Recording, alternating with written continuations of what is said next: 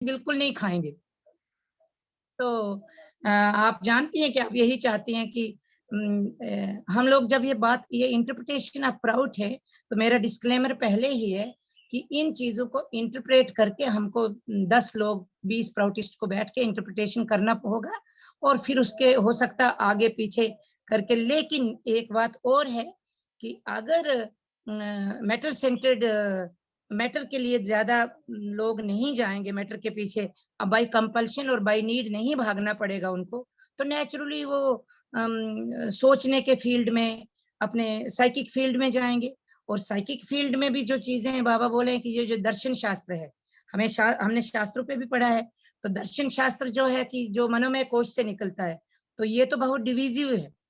मनोमय कोश तो बहुत डिवीजन वाला है। तो मनोमय कोश जो लेयर ऑफ इंटेलेक्ट है, उसमें डिविजन्स हैं, वो डिवाइड करता है सबको। तो मनोमय कोश फिजिकल, मैं फिर उस बात पे आ रही हूँ क्योंकि वो हमारा टॉपिक भी था, उसे हम नहीं ले रहे तो बीच बीच में लेके खत्म कर देते। मैं बहुत बार कहती हूँ कि बाबा की जितनी भी डूज एंड डोंट्स हैं, अगर उनको गौर से देखेंगे तो बाबा हमारी तीन बॉडीज, जो 3 पर्सनैलिटीज हैं, ट्राइफेरिस पर्सनैलिटी जो है, फिजिकल, मेंटल, फिजिकल, साइकिक और स्पिरिचुअल, उसके लिए ही होता है। उसमें कुछ ना कुछ होता है, या तो तीनों के लिए होता है, नहीं तो एक के लिए होता है, फिर दूसरे के लिए होता है। तो ऐसे ही देखिए जो उनका उन्होंने शास्त्र को बांटा है, तो फिजिकल के लिए सोशो इकोनॉमिक शास्त्र हो गया, हमारा समाज शास्त्र हो गया, समाज शास्त्र में हमारा सोशो इकोनॉमिक अर्थशास्त्र भी आया, और फिर हमारा चर्या डूज एंड डोंट्स भी आए की।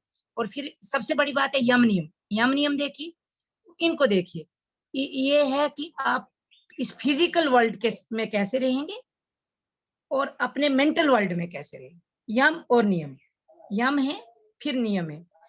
तो नियम जो है तो आपकी अपनी बॉडी के लिए कि आप अपने साथ कैसे रहेंगे, और यम जो है तो वो आप सोसाइटी के साथ कैसे रहेंगे। तो फिजिकल वर्ल्ड के साथ कैसे रहेंगे, मेंटल वर्ल्ड के साथ कैसे रहेंगे, यम और नियम। और लास्ट में फिर स्पिरिचुअल, लास्ट में दोनों में है, ईश्वर प्रणिधान और ब्रह्मचर्य, दोनों में डाल दिया कि लास्ट में आपकी फिजिकल मेंटल सब देखने के बाद स्पिरिचुअल को टच देना ही देना है, चाहे वो यम और नियम हो। तो बाबा का ऐसा ही देखिए, शास्त्र में भी देखिए, फिजिकल वर्ल्ड के लिए सोशो इकोनॉमिक चर्या दे दिया, समाज शास्त्र दे दिया, फिजिकल एडजस्टमेंट के लिए, फिजिकल नीड्स को लेने के लिए, फिजिकल फूड को लेने के लिए, और फिर साइकिक वर्ल्ड में दे दिया दर्शन शास्त्र। तो दर्शन शास्त्र तो बाबा बोले कि बहुत सोच के अपनाना पड़ेगा, क्योंकि ये डिविजिव होता है, डिविजनल होता है। तो अगर आप दर्शन शास्त्र जिसको भी लेंगे तो वो यूनिवर्सल होना चाहिए, उसकी भी कुछ क्वालिटीज दी हुई है जो कि आनंद मार्ग फुलफिल करता है। जो हम लोग 6 स्पोक्स में जो हम स्पिरिचुअल फिलॉसफी और सोशो इकोनॉमिक फिलॉसफी और फिर कल्ट जो था, कल्ट वगैरह हमने ले लिया था, तो ये जो फिलॉसफी तो उसमें ये आ जाएगा। तो ये चीजें जो है, और फिर हमारा धर्मशास्त्र, तो धर्मशास्त्र शाश्वत होगा। इसका मतलब वो मनोमय कोश से नहीं है, वो कहीं ऊपर वाले कोशों से, या ऊपर वाले कोशों से, या ऊपर वाली जिसे हम कहते हैं कि जो हमने बोला था कि जो हमारे अवतारों की श्रेणी थी, तो पूर्ण अवतार जिसे हमने बोला था कि या तो वो पूर्ण अवतार है, मतलब या संभूति जिसे हमने कहा था, तो पूर्ण अवतार, तो या तो उनसे आएगा, तो वो शाश्वत है, चेंज नहीं होता।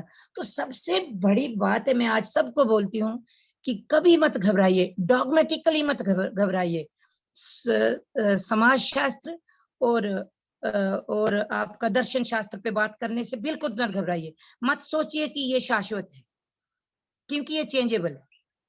बाबा खुद बोले दर्शन शास्त्र भी अनचेंजेबल नहीं है, क्योंकि वो मनोमय कोश का शास्त्र है, और ये फिजिकल शास्त्र जो समाज शास्त्र है वो भी अनचेंजेबल नहीं है।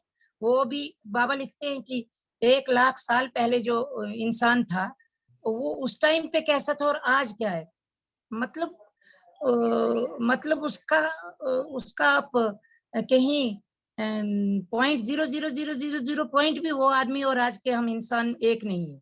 तो फिर शास्त्र कैसे एक होगा, फिर समाज के रूल्स कैसे एक हो गए, और फिर उसकी सोच कैसे एक होगी, उसका आईक्यू कैसे एक होगा। तो ये क्योंकि फिजिकल लेकिन बॉडी इस पर चेंज होती है, नर्वस सिस्टम चेंज। मैं एक एग्जांपल शेयर करना चाहती हूँ। जी जैसे मैंने बोला कि स्टेज ऑफ माइंड डिफरेंट होगा क्या, हर किसी का बिलीफ डिफरेंट हो सकता है क्या, तो उस पे बिल्कुल। मैं एक एग्जांपल देना चाहती हूँ। बहुत ही सुंदर एग्जांपल है कि कैसे अलग अलग होंगे। उसका एक एग्जांपल है, बहुत सुंदर है। अब जैसे कि समुद्र में भाप बनता है, भाप फिर बादल बनता है, बादल फिर बारिश होता है, बारिश फिर वाटर बनता है, वाटर फिर रिवर में जाता है, रिवर फिर से समुद्र में मिलता है। तो अल्टीमेट उस पानी की जो जो जो जर्नी है वो कहाँ जाके कंप्लीट होती है, समुद्र में मिलना है। तो अब ह्यूमन माइंड भी जो है, हम किस स्टेज में है, क्या हम भाप के स्टेज में है या समुद्र में मिलने की, इस सारे जो साइकिल के में जर्नी जो था, वो पानी समुद्र में मिलने की जर्नी तक आने आने में उसका 3-4, जैसे कि पहले तो हीट से वो इवेपोरेट हुआ, भाप बना, तो भाप बन करके बादल। तो क्या ह्यूमन जो है भाप के स्टेज में है, या फिर वो बादल बना, बादल से फिर बारिश के स्टेज में आया, फिर वाटर के स्टेज में। आप जिस स्टेज में है उतना ही आपकी अंडरस्टैंडिंग होगी, और उसी तरह से आपको गॉड बिलीव जो आपकी होगी उसी तरह की होगी। इसीलिए हर कोई का जो देखने का नजरिया जो होता है शास्त्र का, या जो फिलोसफीज को, या फिर जो स्पिरिचुअल वर्ल्ड को देखने का, वो आपकी स्टेज के अकॉर्डिंग होती है। अगर आप भाप वाले स्टेज पे हैं तो आप नहीं पानी वाले स्टेज वाले सिचुएशन को समझ सकते हैं। तो इसीलिए मुझे लगता है कि अगर अनमार्ग या सदयुग समाज आ भी जाएगी, तो समाज में हो सकता है कि एक बैलेंस समाज होगी, क्राइम तब भी होगी क्योंकि मानसिकता बदलेगी नहीं, साथ साथ बिलीव भी लोगों की डिफरेंट डिफरेंट होगी, क्योंकि उनकी स्टेजेस डिफरेंट है। उनकी माइंड जो है, जैसा कि दीदी ने बताया कि मनोमय के साथ मानस कुछ, अगर किसी का मन जो है वो ये क्या कहते हैं, मूलाधार चक्र से ऊपर नहीं आया है, या फिर मणिपुर चक्र, स्वादिष्ठान चक्र या मणिपुर चक्र, तो उनकी बिलीफ भी उसी के अकॉर्डिंग होगी। Stage of mind, stage of thought और stage of journey, moreover पूरी लाइफ की जो जर्नी आपकी है, वो हमारी जर्नी अगर हम अपने आप को देखें और बाबा को जितना समझ पाए, और बाबा बोलते थे कि एक टाइम आएगा कि तुम समझ पाओगे अपने आप को, तो क्या मैं अपने आप को बोलूंगी कि मेरी जर्नी कंप्लीट है? मुझे नहीं लगता है कि मेरी जर्नी अभी और बाकी है शायद। तो इसी तरीके से हम समझ पाएंगे अपने आप को देख के और समाज को देख करके कि हमारी जर्नी कब समुद्र में मिलने के स्टेज पे आ गई। हमारी हो सकता है कि हम सडनली उस स्टेज पे आ जाए, वो उनकी कृपा हो गई तो, बट मिराकल नहीं होता, बाबा ने बोला। बिल्कुल। तो हमें कर्म करना पड़ेगा, हमारी जर्नी तो अल्टीमेट में मिलने की है, बट वो कब है ये पर्सन टू पर्सन वेरी करेगा। तो ये मेरा राइट दीदी, अंडरस्टैंडिंग था दीदी। Thank you so much Meera दीदी, बहुत ही अच्छा एग्जाम्पल दिया। चाहे वो सदविप्र समाज आने की बात हो या एट करेंट सिचुएशन की बात हो, ये बहुत ही एप्लीकेबल एग्जाम्पल है। और साथ में हमारे साथ विनीता आनंद दीदी जुड़ी हुई, उन्होंने हैंड रेज किया है। दीदी अगर आप क्वेश्चन पूछना चाहते हैं बिल्कुल। नहीं, मैं मीरा दीदी की जो बात है उसको उसको कंक्लूड करती हूँ, क्योंकि मीरा दीदी जी का जो दीदी, इसके बाद विनीता आनंद दीदी बने रहेंगे। जी, वो मीरा दीदी की जो बात थी, तो उन्होंने बहुत अच्छे तरीके से एक एग्जाम्पल के साथ कहा, लेकिन हम लोग तो थोड़ा सा फिलासफिकली जाएंगे, चाहे वो बोरिंग होगा, लेकिन हम लोग कहते हैं कि एवोल्यूशन और काउंटर एवोल्यूशन, संचर और प्रतिसंचर। तो संचर और प्रतिसंचर में जो हम निकलते हैं, तो संचर तो हम जानते हैं, संचर कहाँ तक होता है, सॉलिड फैक्टर तक हुआ, फिर सॉलिड फैक्टर से हम आ रहे हैं, फिर हम सटल की ओर आ रहे हैं, एक से अनेक बने, अनेक से एक बन रहे हैं। यही है वो जो बात मीरा दीदी बोली कि एक से अनेक और अनेक से एक। तो ये अनेक से एक बनने, एक से अनेक बनने की और फिर अनेक से एक बनने की जो जर्नी है, तो वही है हम लोगों की फिलॉसफी। और उस स्पिरिचुअल फिलॉसफी में क्या है कि फर्ज कीजिए हम पेड़ बन गए, पौधे बन गए, पैरामीशियम बन गए, वो यूनिसेल्युलर ऑर्गेनिज्म। माइक्रोब बन गए, पैरामीशियम बन गए, एमीबा बन गए, एमीबा के ऊपर फिर हम लोग मल्टी सेलुलर बन रहे हैं। तो ये मल्टी सेलुलर, यूनिसेलुलर, जब तक हम प्राणी हैं, जब तक हमारा ब्रेन नहीं बहुत ज्यादा नहीं मन नहीं विकास हुआ, तब तक प्रकृति हमें गाइड करती है, तब तक हम प्रकृति की गाइडेंस के अंडर है कि वो हमें आगे धक्का दे रही है कि तुम्हें इसी रास्ते पे आगे चलना है। जिस स्टेज पे आकर हमें अपनी कॉन्शियस इतनी डेवलप हो सकती है कि फिर हम बोलते हैं कि हम भी भगवान की तरह डिसीजन लेना शुरू करते, तो वो स्टेज है ह्यूमन लाइफ। ह्यूमन लाइफ की भी एवोल्यूशनरी स्टेजेस हैं, शूद्र से क्षत्रिय, क्षत्रिय से विप्र, विप्र से वैश्य, ये एवोल्यूशनरी स्टेजेस है। तो शूद्र जो हैं, जब ह्यूमन लाइफ की भी जो जी पहली, दीदी, मैं यही बोल रही थी जो आप हाँ, अभी बोल रही हैं। मैं तो बोल रही थी कि शूद्र, मैं उस पे नहीं गई थी कि नहीं नहीं संचर और प्रति संचर धारा की मैं बात नहीं कर रही दीदी, मैं थी। आपकी बात मैं, बोल रही हूँ, हाँ जी, आपकी बोल रही हूँ कि एग्जैक्ट है ये। अब आप बोल रही थी कि बिलीफ, तो नेचुरली अब जब हम ये समझ गए हैं, जब ये है लिखा हुआ, जो आप एग्जाम्पल दी, जब ये लिखा हुआ है कंप्लीट कि शूद्र वैश्य क्षत्रिय, तो इसका मतलब माइंड तो ऐसे डेवलप होगा। तो अब जब जब हर एक एवोल्यूशनरी स्टेज पे अपना माइंड है, अपना बिलीफ है, तो बिलीफ कैसे एक होगा? विपराज का बिलीफ अपना होगा, शूद्र टाइम में अपना होगा, नेचर वर्शिप होगी, सांप से डरेंगे, नदी से डरेंगे, पानी से डरेंगे, बादल कैसे बन रहे हैं नहीं समझ पाएंगे, तो बादल की पूजा करेंगे, वरुण की पूजा करेंगे, धूप की पूजा करेंगे। तो बिलीफ सिस्टम बिल्कुल मल्टी बिलीफ सिस्टम होगा, लेकिन फर्क ये होगा कि जो एवॉल्व्ड बीइंग होंगे तो वो समझेंगे उनको, तो घर्षणा नहीं होगी। हर कोई नहीं बोलेगा। इसीलिए मैं हमेशा बोलती हूँ, मैं अपने जी पिताजी को बोलती हूँ, वो इतने फ्रस्ट्रेटेड रहते हैं कि सारी दुनिया इनिशिएशन क्यों नहीं ले रही। जी जी जी पुरानी जी, उसी जनरेशन उसी पर था दीदी, क्योंकि जनरली क्या होता है कि हम में, सोचते हैं ऐसा, तो हम कोई फ्रस्ट्रेशन से बाहर भी निकल पाएंगे और हम बिल्कुल बहुत बिल्कुल, ही खुश रह पाएंगे इन सारी चीजों को देख करके कि उनकी जर्नी चल रही है अल्टीमेट की बिल्कुल। तरफ, बट तो मीरा अभी वो दी, तैयार नहीं है, मतलब वो कच्चा है अभी, बिल्कुल, तो फिर फ्रूट जो इसका है वो मतलब है मीरा पकने दी, की। हाँ जी, इसका मतलब है कि अगर हम ये स्टेजेस जान जाए, जितने लोग बैठे हैं हम जान जाए, तो हम फ्रस्ट्रेट ना हो। हमारा काम बाबा ने इतना दिया है कि तुमको सतपथ पे लाना भी साधना का अविभाज्य अंग ही है। तुम लोग सतपथ पे लाने की कोशिश करोगे, लेकिन जो नहीं आएगा तो उससे गुस्सा करना, फिर बोलना कि ये तो शूद्र है, ये नहीं सीख रहा है। प्लीज, वो हमारा काम नहीं है, क्योंकि उसका जितना आईक्यू है, एक 50 लोगों का एक क्लासरूम है, अगर आप बोलें कि सारे 99% 100% लेंगे, नहीं ले, कोई 33 से पास होगा, कोई फेल भी होगा, कोई 33% लेके पास होगा, कोई 60 में लेकर थोड़ा सा फर्स्ट क्लास में आएगा, कोई डिस्टिंक्शन लेगा 75% से, कोई 90 के ऊपर लेगा। तो एक ही जब आईक्यू नहीं है, तो बिलीफ सिस्टम भी एक नहीं होगा। तो हमें बहुत शांत होके हमें वो करना है जो हमारे गुरु ने हमें बोला है, उनको वो करना है जो उनकी एवोल्यूशनरी स्टेज उनको बोल रही है। तो ना तो आना सारी दुनिया आनंद मार्गी होगी, ना तो सारी दुनिया वेजिटेरियन होगी, ना तो सारी दुनिया मेडिटेशन करेगी बैठ के। लेकिन जहां तक हमारी उम्मीद है, वो हमें उम्मीद है कि आगे आने वाला जो टाइम आएगा, आफ्टर सो मेनी कैटास्ट्रॉफीज, जब होल वर्ल्ड की पॉपुलेशन, बाबा बोले, तो वो बोले कि होल वर्ल्ड की पॉपुलेशन जब 2/3 रहेगी या 1/3, अब मैं भूल रही हूँ, 1/3 या 2/3, बहुत से कैटास्ट्रोफी, बहुत लोग मरेंगे, ये होगा, उसके बाद जो थोड़े से लोग बचेंगे, तो एक बात होगी कि उस टाइम पे इतना माइंड इतना डेवलप्ड होगा। साइंस बाबा 55 में लिखे हैं कि टेस्ट ट्यूब बेबी होगा, जब सोच भी नहीं सकता था कोई। आज तो ये कॉमन है, टेस्ट ट्यूब बेबी होना, आईवीएफ होना, सरोगेसी होना। उस टाइम पे ये एक नया आइडिया बाबा 55 में दिए। कोई नहीं बोल सकता कि बाबा शायद टेस्ट ट्यूब बेबी बनने के बाद बोले हुए हैं। बाबा ये भी बोले कि दूसरे प्लेनेट पे ससुराल होगा। जी बाबा जी ये भी बोले कि बॉडी बॉडी बैंक्स होंगे, यहाँ पे अपनी बॉडी रख के यूके में या यूएस में जाके नौकरी करके आ सकते हैं आप, या कॉन्फ्रेंस अटेंड करके सकते हैं।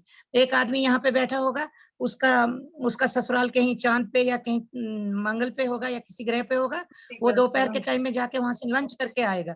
तो ये चीजें हमें बहुत अजीब सी लगती हैं अभी, लेकिन 55 की कितनी चीजें हो गई हमारे टाइम पे हैं।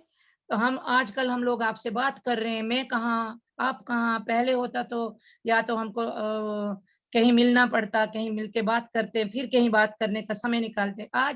आज मैं कहाँ, आप कहाँ, वो कहाँ, और हम लोग बात कर रहे हैं। तो हाँ, ये दीदी चीजें सारी हो हमारे रही साइड हैं। पे, सॉरी मैं इंटरप्ट करूंगी, विनीता आनंद दीदी काफी देर से वेट कर रही है जी दीदी, जी जी उनका जी, हम आई एम क्वेश्चन सॉरी, लेंगे। I am sorry, I am no sorry. मैं प्रॉब्लम थोड़ा दीदी। थोड़ा बाबा की भविष्यवाणियां भी बोल देती हूँ कि फिर चांस नहीं जी दीदी मिलेगा। बहुत ही नॉलेजेबल होती है एक्चुअली ये सारी बातें, और सुनना तो हमको अच्छा ही लगता है। विनीता चलिए आनंद दीदी तब तक दीदी के दीदी आप बोलिए प्लीज। नमस्कार। जी नमस्कार नमस्कार मंजुला दीदी, मीरा दीदी और सारी बहनें। एक्चुअली मैंने अपना हैंड लो कर लिया था क्योंकि मीरा दीदी का जो क्वेश्चन था और जो वो बोल रही थी, तो उसका बहुत प्रॉपर रिप्लाई मंजुला दीदी ने दे दिया था।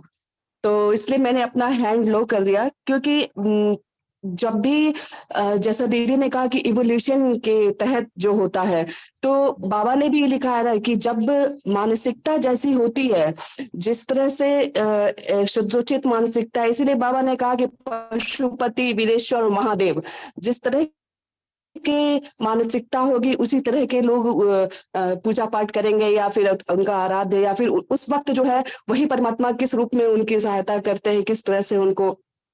दीदी ने बहुत बढ़िया ढंग से उसको एक्सप्लेन किया।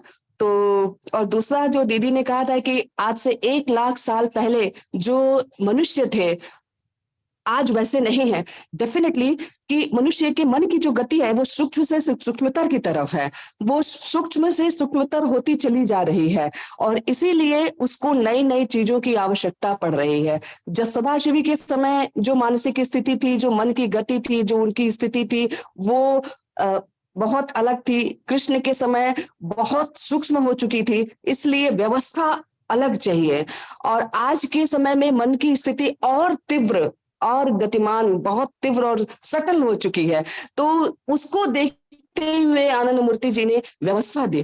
ठीक उसी तरह से जिस तरह से बच्चा है, छोटा बच्चा है तो वो सिर्फ दूध पीता है, उससे बड़ा हुआ 6 महीने का हुआ तो उसको खाना पीना चाहिए, उससे बड़ा हुआ तो हर तरह से उसको उसके मेंटल एंगेजमेंट के लिए भी उसको चीजें दी जाएगी, उसके खिलौने बदल जाएंगे, उसके खाने पीने की चीजें बदल जाएगी। बड़ा होता है तो वही चीजें अलग अलग ढंग की हो जाती है, पढ़ने लिखने जाता है, उसके मेंटल एंगेजमेंट, एंटरटेनमेंट, ये सारी चीज बदल जाती विनीता है। दीदी, विनीता दीदी, जी ये आप बहुत अच्छा बोल रही हैं, बहुत अच्छा। आपका अगर आपके प्रश्न का उत्तर मिल गया है, वैसे मुझे नहीं बोलना, लेकिन अगर और भी कुछ लोगों के प्रश्न है, क्योंकि ये इंटरेक्टिव सेशन मेरे ख्याल में कल रखा हुआ है मीरा दीदी ने, पूछे तो, ओके क्योंकि आपके दीदी। पास इतना ज्यादा नॉलेज है कि हम आपको सुनना चाहेंगे। नहीं दीदी, ये नॉलेज नहीं, नहीं, मैं आपको जरूरत ही नहीं है आपकी बात नॉलेज की कर रही दीदी, आपके हूँ। पास इतना दीदी नॉलेज है कि हम लोग आपकी कुछ चीजें सुनना चाहेंगे। तो मुझे लगता है इंटरेक्टिव सेशन कल का है, आज क्वेश्चन दीदी आंसर अगर कुछ है तो पूछिए। दीदी ये please don't take it otherwise. No मैं नो चूंकि नो। आपने ये कहा कि 1 लाख साल पहले, तो वही मैं बता रही थी कि वो चीजें कैसे चेंज होती जा रही है, और आज की जो मानसिक स्थिति है, जो मन की स्थिति है, उसके लिए बाबा ने जो व्यवस्था दी, तो उसको थोड़ा सा मैं एक्सप्लेन कर दी थी। और मैंने ये बिल्कुल धृष्टता की, बिल्कुल इसके दीदी, लिए मैं सॉरी। बिल्कुल। नो नो नो दीदी, no no no no no, नहीं आई दीदी। डिडंट, मैं आपको ऐसा नहीं बोलने रही थी, लेकिन ये इंटरेक्टिव सेशन क्योंकि इन्होंने कल रखा है, तो okay everyone has to talk tomorrow, okay everyone. Okay so okay, आज तो एक्चुअली इन्होंने जानती हूँ। क्वेश्चन आंसर रखा है। तो ये जो मैं बोल रही थी कि 1 लाख साल पहले, ये वैसे मैं यूजुअली, विनीता दीदी, मैं एक ट्राई करती हूँ इस सेशन में कि मैं अपनी ओर से कुछ भी नहीं बोलती हूँ, बाबा की बोली हुई बातें बोलती हूँ, बोलने बिल्कुल की दीदी, कोशिश करती हूँ। चूंकि चूंकि बाबा ने ही ये बात बोला था कि मन की गति बिल्कुल सूक्ष्म से सूक्ष्मतर की तरफ है, यही बिल्कुल बात। बिल्कुल बिल्कुल और बिल्कुल। जहां तक मैं ये धृष्टता की, उसकी वजह ये है कि मेरा नेट हमेशा लो रहता है। कभी कभी सौभाग्य से वो काम करता है तो कुछ मुझसे निकल जाता है, और कल हम कुछ नहीं। जरूर आपसे एक्चुअली कुछ यू सुनेंगे आर विनीता सो दीदी, मच आप वेलकम तैयारी विनीता कीजिए। दीदी। I would just like to say दीदी, मैं आपको भी बताना चाहूंगी, जब ये सेशन एक्चुअली स्टार्ट हुआ तो हमारा जी डिस्कशन आज हुआ, मीरा दीदी ने बताया कि जैसे ट्यूसडेज को हम अगर क्वेश्चन एंड आंसर सेशन लेंगे, वेडनेसडे जी को आप जरूर जुड़िए, क्योंकि वेडनेसडे में हम ये चाहते हैं कि सारी दीदियां अपनी अपनी जो अपनी ओर से। नॉलेज है sure sure sure share sure करें।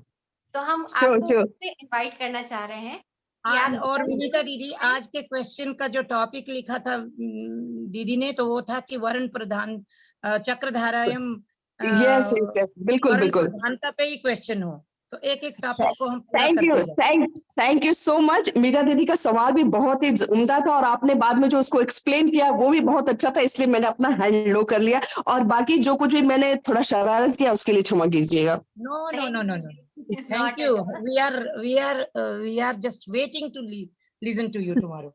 Thank you. और दीदी विनीता दीदी हमारे साथ बने रहिए, क्योंकि हम अप्लाइड साइड ऑफ प्राउड पे डिस्कशन कर रहे हैं। तो आपके माइंड में कुछ भी आए, अगर आप कुछ अच्छा क्वेश्चन पूछना चाहे या कुछ इन्फॉर्मेटिव हमारे साथ शेयर भी करना चाहें, तो आप शेयर जरूर करना चाहें तो करेंगे और बोलेंगे। Almost thank we you, want to listen to it, क्योंकि हम थैंक यू जितने लोग हैं उतने लोगों के अपने एक्सपीरियंसेस हैं बाबा के साथ। जी, और थैंक यू सो मच। इतना इतना नॉलेज है सबके पास, और सारा नॉलेज एक व्यक्ति के पास होना बिल्कुल भी नामुमकिन है।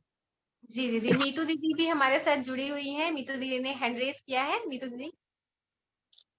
नमस्कार मंजुला दीदी, सभी सुप्रिया दीदी, आपको भी नमस्कार, सबको नमस्कार मेरा। एक तो मैं सॉरी कहना चाहती हूँ, आज मेरा नेटवर्क क्यों बोल गया वो मुझे समझ नहीं आया।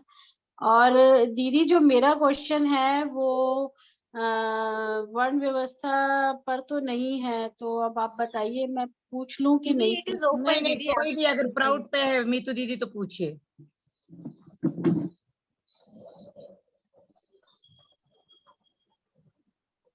सॉरी दीदी, मुझे सुनाई नहीं दिया, क्या कह रहे हैं आप? मैंने कहा पूछिए पूछिए दीदी, अगर अप्लाइड साइड ऑफ प्राउड पे कोई है, छोटा सा आंसर देने की कोशिश हाँ करेंगे। हाँ हाँ दीदी, मैं ये जानना चाहती हूँ, मैं अभी पढ़ रही थी तो उसमें ये लिखा था कि जो स्टेट और सोसाइटी दो अलग अलग कंपोनेंट्स हैं। स्टेट जो है वो कई सोसाइटी से मिलकर बना है, तो आज की तारीख में जो स्टेट है वो एक डोमिनेंट है और जो सोसाइटी है वो एक सबऑर्डिनेट की तरह है। और कई बार सोसाइटी के इंटरेस्ट को भी दबा दिया जाता है, स्टेट अपने इंटरेस्ट को रखता है। अब ये कहते हैं कि जब प्राउड इम्प्लीमेंट होगा तो जो सोसाइटी है वो डोमिनेंट रहेगी और स्टेट का जो काम होगा वो थोड़ा सा ही रहेगा, स्टेट इतना डोमिनेंट नहीं होगा। दीदी ये आप मुझे एग्जाम्पल से बता सकती है कैसे होगा? दीदी पहली बात है कि what do you mean by state? You by state you I think you mean by state is the political governing body.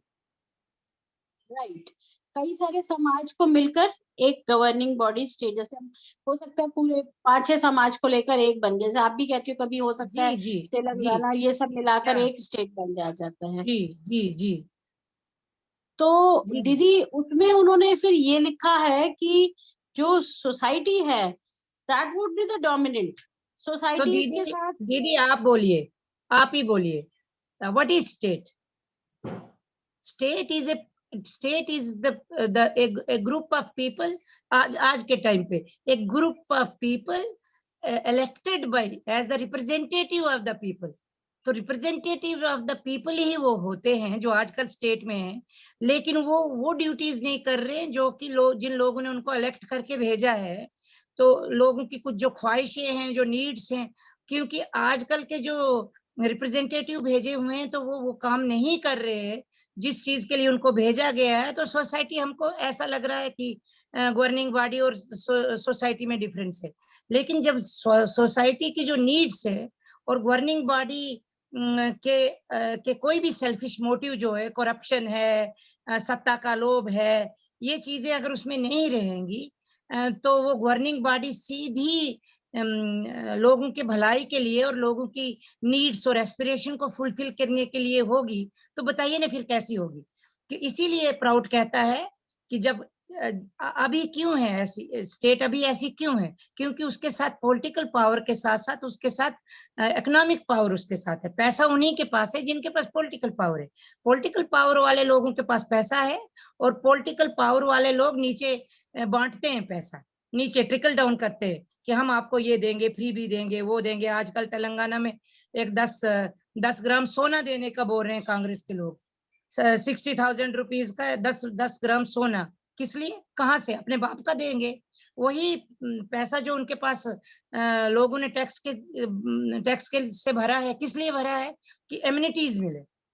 एक आदमी टैक्स देता है, उससे 10 लोगों को एमिनिटीज मिले, जो टैक्स नहीं दे सकता उसे भी एमिनिटीज मिले।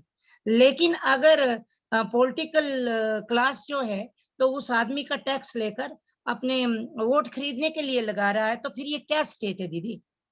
यही तो नहीं होना चाहिए। प्राउड जब आएगा तो प्राउड में ऐसे लोग पॉलिटिक्स में जाएंगे नहीं जिनके हाथ में, जिन्हें पैसे का लालच नहीं होगा या सत्ता का लालच नहीं होगा। वहां वो लोग जाएंगे जो प्योरली, क्योंकि उनके हाथ में पैसा नहीं होगा, पैसा विलेज से जाएगा, पैसा विलेज से 2% 3% जाएगा, और किस बॉडी के पास जाना है, एजेंसीज के पास जाना, वो सारा प्राइम मिनिस्टर ऊपर होगा, प्रेसिडेंट ऊपर होगा। प्राइम मिनिस्टर और प्रेसिडेंट के पास तो उतना पैसा ही नहीं जाएगा, उनको उतना ही जाएगा, उनकी उतनी जाएगी उनके बैंक अकाउंट में जितनी उनको सैलरी चाहिए, अपना घर चलाने के लिए चाहिए। तो नीचे वाला जो पैसा जहाँ कहाँ कहाँ चाहिए, तो गवर्निंग बॉडीज में उतना ही होगा जहाँ जितना विलेज से मिल रहा है। तो विलेज से, अब बताइए, अभी हमें ट्रिकल डाउन से पैसा मिल रहा है दिल्ली से, तो हमारी कौन सी सुनवाई होती है कोई भी पॉलिसी बनाने में? कोई नहीं है, कॉमन आदमी की कोई भी सुनवाई नहीं है कोई भी पॉलिसी बनाने में, क्योंकि पैसा हमारे पास नहीं है, पैसा है दिल्ली में। तो जब पैसा विलेज में होगा तो दिल्ली वाले तो हमारी ओर देखेंगे ना पैसे के लिए, अपनी सैलरी के लिए। तो फिर कहाँ होगा ऐसा जैसा आज हो रहा है? अगर आप बाय स्टेट, दीदी मैं ये कहना चाह रही हूँ कि हमारे पास दो एंड है, एक तो है पॉलिटिकल एक्टिविटी और दूसरी है इकोनॉमिक एक्टिविटी।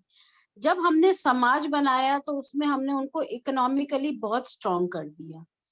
पॉलिटिकल एक्टिविटी के लिए हमने एक स्टेट बना रखा है जिसमें सारे के सारे समाज को कनेक्ट किया है। तो ये जितने समाज हैं उनको स्टेट्स के साथ डिसिप्लिन में तो रहना ही पड़ेगा ना।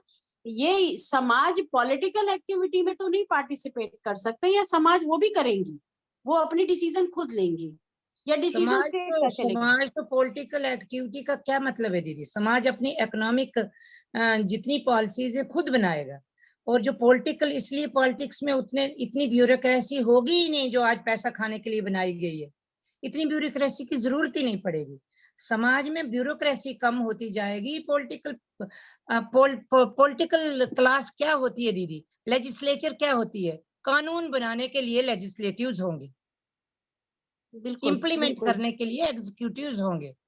कानून बनाने वाले होते हैं पॉलिटिकल लोग, जो कानून बनाते हैं, जिनको हम चुन के भेजते हैं असेंबली में, वो कानून बनाते हैं। उनको लेजिस्लेटिव असेंबली, लेजिस्लेटिव जो हम बोलते हैं कि MP MLA, तो उसका मतलब होता है वो हमारे चुने हुए नुमाइंदे जो हमारे लिए कानून बनाएंगे पहले। तो कानून बनाने वाली पॉलिटिकल समाज से ही रहेंगे। जी दीदी, मैं ये कहना चाह रही हूँ कि जो शायद थोड़ा सा कंफ्यूजन हो रहा है दीदी को, जो समाज के लोग ही अगर पॉलिटिक्स में इन्वॉल्व होंगे तभी ना वो उस समाज की बात करेंगे दीदी, इस तो तरह से नेचुरली वो समाज से ही जाएंगे ना ऊपर। जैसे आज MLA MP corporator municipal panchayat level का जो पंचायत मेंबर है वो समाज से ही तो जाता है। पंचायत होगी, फिर ब्लॉक होगा, फिर म्यूनिसिपैलिटीज होगी, कारपोरेटर्स होंगे, तो वो समाज से ही तो जाएंगे ना। लेकिन अभी जाते हैं इसलिए कि वहां पे रिश्वत बना के खाना पीना खाएंगे, लोगों के लिए लॉ नहीं बनाएंगे। लॉ ऐसे बनाएंगे जिसमें उनको लूप होल हो, उसमें से पैसा मिले, उसमें से अपना जेब भरे। लेकिन उस टाइम पे क्योंकि पैसा उनके पास नहीं होगा, ट्रिकल डाउन पॉलिसी नहीं होगी, सेंटर या स्टेट की ओर पैसे के लिए नहीं देखेंगे, तो नेचुरली सेल्फिश लोग जो पैसा बनाने के लिए या सत्ता के लिए वहां जाते थे वो नहीं जाएंगे। वही लोग जाएंगे जो सचमुच सोशियोलॉजी में और एम्पिरिकल सोशियोलॉजी और पॉलिटिक्स में इंटरेस्टेड हैं, जो लोगों के लिए कुछ अच्छे कानून बनाने चाहते। जैसे कि हम यहाँ हैं, हम सभी हैं, 2-4 मेरे ख्याल में ऑलमोस्ट सभी, या इसमें से कुछ लोग जो बहुत ज्यादा अवेयर्ड हैं। हम चाहते हैं कि लेडीज के लिए ये कानून चेंज होने चाहिए, चाहते हैं कि नहीं? हम चाहते हैं कि लेडीज के लिए इनहेरिटेंस लॉज ऐसे होने चाहिए, डाइवोर्स के लॉज ऐसे होने चाहिए, मैरिज लॉ ऐसे होने चाहिए, हम सचमुच चाहते हैं। तो हम में से कोई ना कोई जाएगा ना वहां कानून बनाने, नहीं होगा तो कैसे होगा? तो समाज ही तो रिप्रेजेंट करता है। इसीलिए तो बाबा को जब बोला गया था कि आप सदवी पर राज लाना चाहते, तो बाबा बोलते नो, मैं राजवाज नहीं बिलीव करता, मैं समाज बिलीव, क्योंकि समाज चेंज होगा तो राज्य होगा ना, उन्हीं लोगों का राज्य होगा, समाज का। तो ये समाज और स्टेट आज है, समाज और स्टेट अलग। उस टाइम पे स्टेज में लोग बहुत कम होंगे। बाबा कहते हैं कि कंसंट्रेटेड पॉलिटिकल पावर होगी, मतलब कि कंसंट्रेटेड, उनके पास पॉलिटिकल पावर, कानून बनाने का थोड़े से लोगों के पास हक होगा, थोड़े से लोगों की कुछ क्वालिटी उस टाइम पे सिलेक्टो इलेक्टोरल सिस्टम से जाएंगे, वो जो हमने कल बात की थी कि सिलेक्टो इलेक्टोरल सिस्टम होगा। ऐसे ही कोई भी जाके भेड़ चाल की तरह नहीं इलेक्शन कंटेस्ट कर सकता, और ना ही भेड़ चाल की तरह कोई वोट डाल सकेगा। वोटिंग के लिए हो सकता आपके है लाइन पे आंसर मिला आपको अभी? वो वाला, वो जो कॉन्स्टिट्यूशन, दीदी सुप्रिया, वो दीदी मैं पता नहीं ये ना कह मुझे मिला, रही हूँ, लेकिन पुराने लोगों के पास है कहीं ना कहीं वो आप किताब। आप समझिए दीदी एक बात को, जैसे सपोज एक समाज है जो बिल्कुल बॉर्डर पर है, स्टेट के बॉर्डर पे बैठा है, और उसके बाद दूसरा एक समाज है वो दूसरे स्टेट के बॉर्डर पे, ये दोनों आपस में मिलकर अगर कोई काम करना चाहते हैं, लेट्स से कोऑपरेटिव ही बना रहे हैं, कुछ ऐसी चीजें हैं जो वहां पर है, तो वहां स्टेट का डिसिप्लिन उनको रोकेगा कि इनके पास इतनी अथॉरिटी है कि ये इंटर स्टेट भी अपना डिसीजन ले सकते हैं। मेरा कहने का मतलब है कि actual power for taking a decision किसके पास रहेगी, स्टेट के पास कि समाज के पास? और अगर समाज के पास रहेगी तो स्टेट का क्या रोल रहेगा, वो कैसे उस डिसिप्लिन टाइम करेगा? पे माल किसको बेचना है, कौन से स्टेट में जाके उसको माल बेचना है, कौन से स्टेट से उसने बैठ के कोलैबोरेट करना है एक समाज को दूसरे समाज से? भाई अल्टीमेटली ये तो बिजनेस है, बाहर तो निकलना ही पड़ेगा उसको, तो फिर स्टेट का दीदी, क्या काम होगा वहाँ? मीतू दीदी, हाँ दीदी। प्राउटिस्टिक समाज जो है, तो उसमें हाँ, समाज विल बी द स्टेट। अच्छा। हमने जो कहा ना कि बड़ी स्टेज बनती जाएगी, केरला ये वो, तो ये जो डिसीजन लेगी ना कि हमने हाँ कौन सी चीज बार्टर सिस्टम में तमिलनाडु को देना है, तमिलनाडु को कर्नाटका से क्या आना है, कर्नाटका से तमिलनाडु को क्या जाना है, केरला से यहाँ क्या आना है। केरला नहीं होगा, स्टेट नहीं होगी, समाज होगा। हमारे कन्नड़ समाज से तमिल समाज को क्या जाना है, तमिल समाज से यहाँ क्या जाना है, तो जो समाज के लोग होंगे वो लेंगे इसकी अच्छा। इसकी पूरी जो डिसीजन मेकिंग है, तो वो समाज की होगी। समाज को कुछ चाहिए, उस समाज को कुछ चाहिए, तो समाज इसकी दो तरह की चीजें होंगी। एक होगी इंटर समाज, हाँ समाज के अंदर ही क्या चीज हाँ। चाहिए, कितने फर्ज कीजिए कन्नड़ समाज है, तो कन्नड़ समाज में फर्ज कीजिए यहाँ कितने 3 समाज है, 6 करोड़ लोग हैं, तो 6 करोड़ का मोस्टली ले लीजिए, डिफरेंट है, लेकिन अगर अगर एक समाज में 2 करोड़ लोग हैं, है, तो 2 करोड़ लोगों का जो समाज है, तो वो 2 करोड़ लोगों के जो एलजीज हैं, एलजी एलजी होते हैं local guide, mean just MLA, governor, lieutenant governor, हाँ। जो नीचे से रिप्रेजेंट करेगा लोगों के इंटरेस्ट को, तो वो एलजीज इकट्ठे बैठ के देखेंगे कि हमारे समाज में से कौन सी चीज है जो हमें बाहर से चाहिए, और बाहर वाले समाज को हमसे क्या चाहिए, तो वो डिसीजन करेंगे समाज। स्टेट वहां आके स्टेट का उतना इंटरफेरेंस ज्यादा रोल रहेगा। नहीं होगा, स्टेट का सिर्फ इतना रोल होगा कि उसने कानून क्या बनाया हुआ है, समाज अच्छा। से आई थिंक ये चीज वहां कैसे जाएगी, वहां से कैसे आएगी, उसका कानून क्या है, तो वो स्टेट करेगी। लेकिन डिसीजन मेकिंग जो होगी कि कौन सी चीज, जैसे मैंने उस दिन भी कहा था कि हमारे यहाँ पे स्पाइसेस है, केरला में स्पाइसेस हैं, कर्नाटका में अगर कॉफी टी है, और तमिलनाडु में कुछ और है, तो फिर वो चीजें ये तीनों समाज बैठ के, क्योंकि प्राउटिस सर्व समाज समिति जो है, तो ये तो पूरे दिल्ली सेक्टर के समाज बैठ सकते हैं, तो दिल्ली सेक्टर के समाज जब बैठ के बात करेंगे, तो उनको पता होगा इंटर समाज और इंटर समाज में क्या क्या नीड्स है, और इंटर समाज में क्या क्या नीड्स है। Samaj will take the decision, state will only felicitate their transport, और उसको लाना, कानून क्या होगा अच्छा। बॉर्डर अच्छा, ठीक है। समझे आप थैंक यू दीदी, अब समझ में आ गया। दीदी? Thank you very much. Really are you clear now? हाँ, ये समझ में आ गया कि डिसीजन मेकिंग समाज होगा, और उसको फिर इम्प्लीमेंट कैसे करना है एज पर द नॉर्म्स, वो स्टेट का काम होगा। वो स्टेट ठीक का है। काम है। तो डिसीजन तो ठीक। दीदी इसीलिए तो हम उस दिन से बोल रहे हैं कि डिसेंट्रलाइजेशन होगी, इकोनॉमिक पावर समाज के पास होगी। सिर्फ पॉलिटिकल पावर का मतलब होता है लॉ मेकिंग डिसीजन स्टेट के पास होगी, सिर्फ लॉ फिर मेकिंग तो डिसीजन और फिर तो इम्प्लीमेंटेशन। फिर तो दीदी जेन्युइनली जो पावर है वो समाज के पास ही स्टे करेगी, अगर ये बिल्कुल। सिस्टम चलेगा तो जनरली पावर जो है वो समाज के पास स्टे करेगी। बिल्कुल They दीदी, can- बिल्कुल समाज ही तो इतना पावरफुल होगा, इसीलिए तो है कि उस टाइम पे हमें सोशो इकोनॉमिक प्रॉब्लम्स बहुत कम होगी। राइट। ठीक है दीदी, थैंक यू दीदी, थैंक यू नमस्कार। दीदी। और अभी किसी और का कोई क्वेश्चन है तो जरूर पूछे, क्योंकि हमारे पास अभी टाइम भी कम है, 5 मिनट कुछ हमारे पास बचे हुए हैं। जी और जी, अगर 5 अभी मिनट ही किसी बचे हैं का और मेरा सिर्फ 15% चार्ज भी बचा। आज मेरे यहाँ बहुत मेहमान आए हुए थे दीदी, मैं अपना ना चार्ज कर पाई ना दीदी होता तैयारी है कर कभी पाई, कभी। तो मीनवाइल दीदी, बहुत मैं भाग अपना पाई। एक क्वेश्चन पूछ लेती हूँ आपसे। जी जी दीदी, जी, पूछ। एज अ लैंड ओनर, आप मतलब आप खुद भी फार्मिंग में इन्वॉल्व हैं, तो दीदी मुझे एक बात याद आ रही है, जैसे फार्मिंग सेक्टर का हमने पढ़ा था, जैसे उसमें कैसे हमें लैंड को मर्ज करके फार्मर्स को कन्विंस कैसे हम कर सकते हैं। जैसे दीदी आप बताए थे कि छोटे लैंड वाले कुछ हो सकते हैं, किसी के पास बड़े लैंड हो, किसी की शायद लैंड उतना उपजाऊ ना हो, किसी का ज्यादा हो उपजाऊ।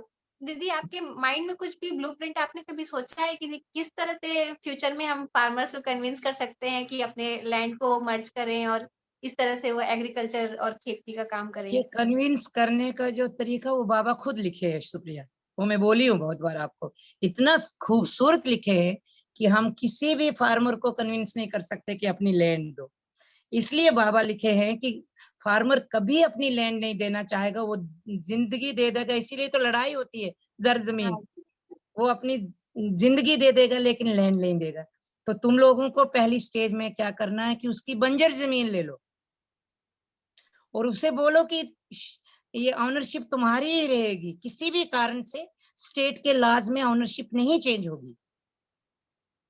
और फिर उस बंजर जमीन को इकट्ठा करके उसमें से इतना उसमें से उपजाऊ करो और उसको उसमें से कुछ पैसा दो, मतलब उसमें उस प्रोडक्टिव दिखाइए उस बंजर जमीन में। जैसे इजराइल प्रॉफिट। में इजरायली लोग जो जूइश लोग जो है वहां बिल्कुल रेगिस्तान में आए हुए थे और उन्होंने उसको बिल्कुल हरा भरा हरित क्रांति के साथ उसको फर्टाइल लैंड बना दिया। बाबा जी। हमेशा कहते थे, बाबा को पूछा, बाबा का कहना था कि इजराइल को बाबा बहुत हेल्प ये करते थे, रिस्पेक्ट करते थे। कहते थे हम लोगों को जी। पढ़ाया, हम लोग जब हम बचपन में थे तो हमको लगता था कि जापान लोग बहुत मेहनती हैं। हम लोगों को बोला जाता कि जापान में वॉच बनाई जाती है, जापानी बच्चे वॉच बनाते हैं, हमें ये पढ़ाया जाता था या बताया जाता था। लेकिन बस से जब बाबा ने पूछा कि बोलो जी सारे वर्ल्ड में इंडस्ट्रीज मीन मेहनती इंडस्ट्री करने वाले, मेहनत करने वाले लोग कौन है? तो किसी ने बोला कि जापानीज, किसी ने बोला होगा अमेरिका, कुछ कुछ। बाबा बोले नहीं जी, इजरायली, जिनके पास एक बैरन लैंड दी गई थी और उन्होंने ऐसी लैंड बना दी जब उसके लिए अब सभी लोग लड़ रहे।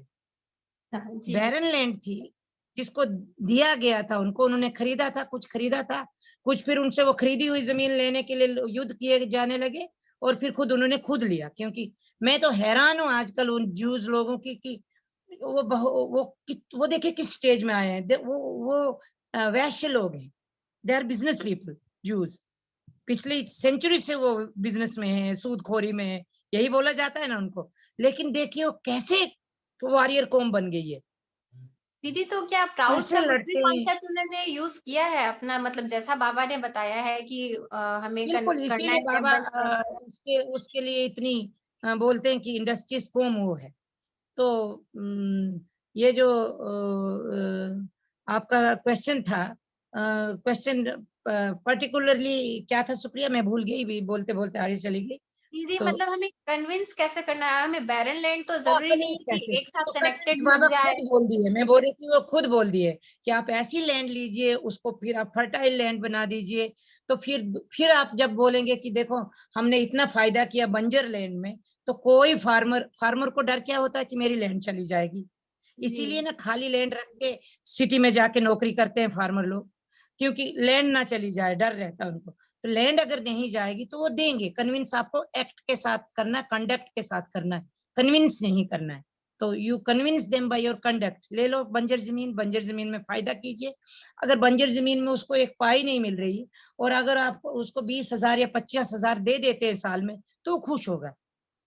और फिर ये गारंटी देते हैं, वो बाबा लिखे गारंटी देते हैं उसको कि तुम्हारी जमीन कोई नहीं एनक्रोच करेगा, कोई नहीं लेगा, तुम्हारी जमीन तुम्हारे ही नाम पे रहेगी, हम सिर्फ इसका काम कमा के और फिर वो बीच की मेड़े काट के, ये काट के, वो काट के, पार्टीशन काट के बड़ा फील्ड बना के उसमें हम फायदा करेंगे। और उसमें अगर तुम काम करना चाहो तो करो, उसके लिए तुम एक्स्ट्रा, देखिए बाबा कितने साइकोलॉजिकल है कि अगर तुम अपनी लैंड पे काम करना चाहोगे तो करो, जो भी जिस कैपेसिटी में भी करना, मैनेजरियल करना चाहो, लेबर करना चाहो, उसके लिए तुम्हें एक्स्ट्रा मिलेगा पैसा, सैलरी। जी तो जी कौन दीदी। बोलेगा कि मेरी लैंड ना लो? मुझे क्यों चाहिए इतनी लैंड जो ना मेरे पास लेबर है, ना मैं कर पा रही हूँ, इतनी टेंशन है सुबह से शाम तक कि एक दिन नहीं निकलता इससे। अगर कोई आके बोल दे कि जितना तुम कमा रही हो उससे डबल मैं दे दूंगा और तुम्हारी लैंड तुम्हारी ही रहेगी, तो आराम से हम लोग देने को तैयार होंगे और बोलेंगे कि ठीक है, हम लोग पढ़ाई लिखाई, अपना साइकिक डेवलपमेंट और स्पिरिचुअल डेवलपमेंट और हंसी खेल के अपना फन या स्पिरिचुअलिटी या जहां भी जाना वो करेंगे। कौन चाहता है कि आप सुबह से शाम तक पीछे पड़ लो कि लेबर नहीं है, ये नहीं है, वो नहीं है, ये चीज नहीं, हर कोई देगा। जी दीदी। लेकिन पहली बात यह है कि आप दिखाओ कि आपने बंजर जमीन में कुछ करके दिखाया। तो प्राउडिस्ट लोग या सिर्फ मुंह से बोलेंगे कोई नहीं, और बोले वो लेना चाहिए। जी दीदी, थैंक यू सो मच। मतलब स्टार्टिंग तो वहीं से ही होगी, ये भी है प्राउड में ही लिखा हुआ चीज है।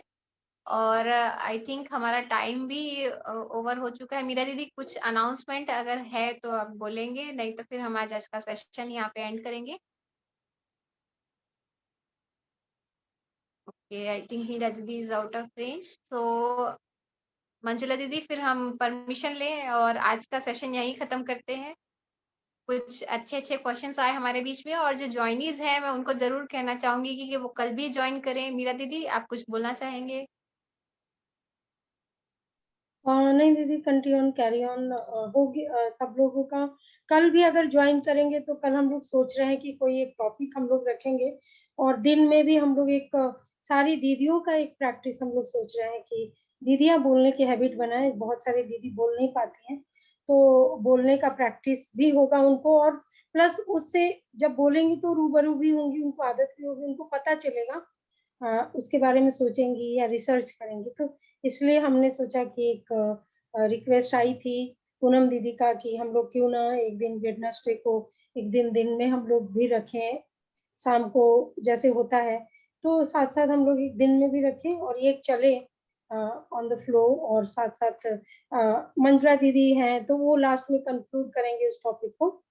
तो उस तरीके से चाह रहे हैं, अब जितने लोग जुड़े हैं वो जरूर जुड़े, साथ साथ अदर न्यू लोगों को भी इनवाइट करें जुड़ने के लिए। और आई थिंक आज का हम लोगों का सेशन ओवर हो गया, जो क्वेश्चंस थे। आगे और भी क्वेश्चंस आएंगे तो हम लोग अभी कंटिन्यू ही इसी तरह का इंटरेक्टिव सेशन ही करने वाले हैं प्राउड से, regarding applied side of proud. तो अब कोऑपरेटिव है, कितने तरह का कोऑपरेटिव होगा, किस तरीके से वर्क करेगा, इंडस्ट्रीज होगा, कॉटेज इंडस्ट्रीज होगा, 3 टायर इंडस्ट्रीज होगा, 2 टायर होगा। तो उन सारे क्वेश्चन आंसर्स भी उससे रिगार्डिंग आप लोग तैयार रखें।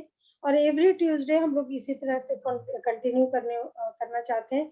तो अभी फिलहाल आप लोग जरूर तैयार रखें अपने प्रश्न उत्तर के साथ, क्योंकि हो सकता है कि हमारे माइंड में प्रश्न नहीं आ रहे हैं, किसी के मन में कोई प्रश्न आ रहे हैं तो उसका जवाब हम लोग ढूंढने की कोशिश करेंगे। और साथ साथ हम लोग कल तो जरूर सब लोग जुड़े, एक हम लोग ओपन फोरम डिस्कशन टाइप का ही हम लोग रखना चाह रहे हैं। दीदियां उसमें पार्टिसिपेट ज्यादा से ज्यादा करें तो ज्यादा अच्छा हो। जी थैंक यू दीदी, सो मच थैंक यू। दीदी। या दीदी, तो ठीक है, तो we will end the session here. Thank you so much everyone for joining and questions पूछने के लिए, क्योंकि बहुत ही अच्छा रहा आज का भी सेशन। सभी को नमस्कार, परमपिता बाबा की जय।